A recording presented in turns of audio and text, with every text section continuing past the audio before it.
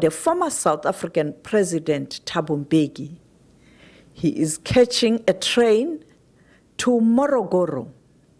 In Morogoro, it was a moment to reflect on the role played by those who joined the struggle for the freedom.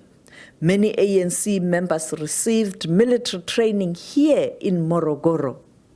The Solomon Mahlangu Institute is a reminder of the sacrifices made by those whose remains are still here. He visited the area that is today a historical site.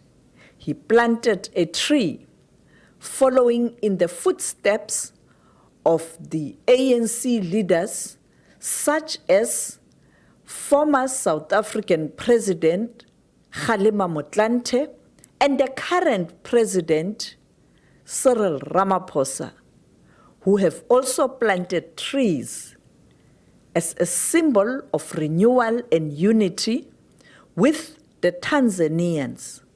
Mbeki later laid a wreath at the Garden of Remembrance. On Friday, ahead of the lecture, the focus was on South Africa's G20 presidency. Business from Tanzania and South Africa say they are looking forward for the G20 being hosted on African soil. And for the first time, an African country assumes the G20 presidency. That is no other but the Republic of South Africa. Would you give them a round of applause?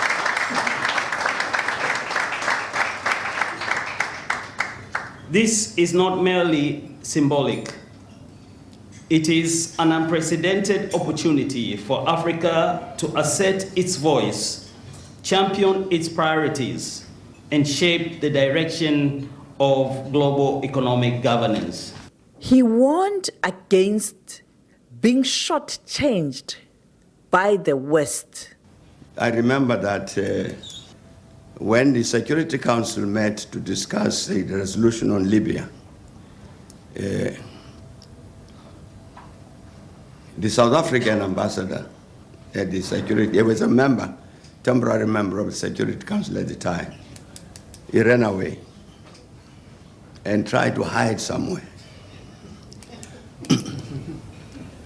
Because his instruction from his boss in South Africa had been to vote in favor of the resolution. And the master disagreed with that.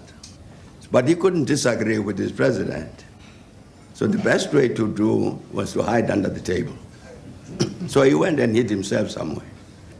And the US ambassador at the Security Council looked for him. Obviously mobilized all the state institutions of the United States, and they found him. And they took him physically into the UN chamber so that he must vote for this resolution, which he did. The whole 3 African members of the Security Council at that time, they voted for that resolution. It was South Africa, Nigeria, and I think Gabon, to destroy Libya.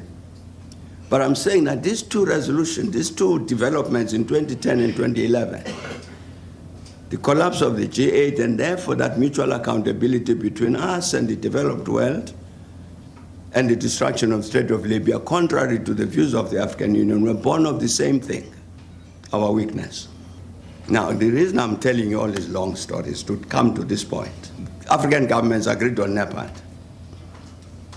and started working. One of the things that was decided was that there must also be a NEPAD business forum.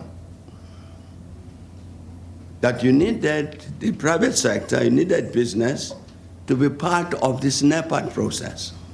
Sophie Mkwena, SABC News, Dar es Salaam, Tanzania.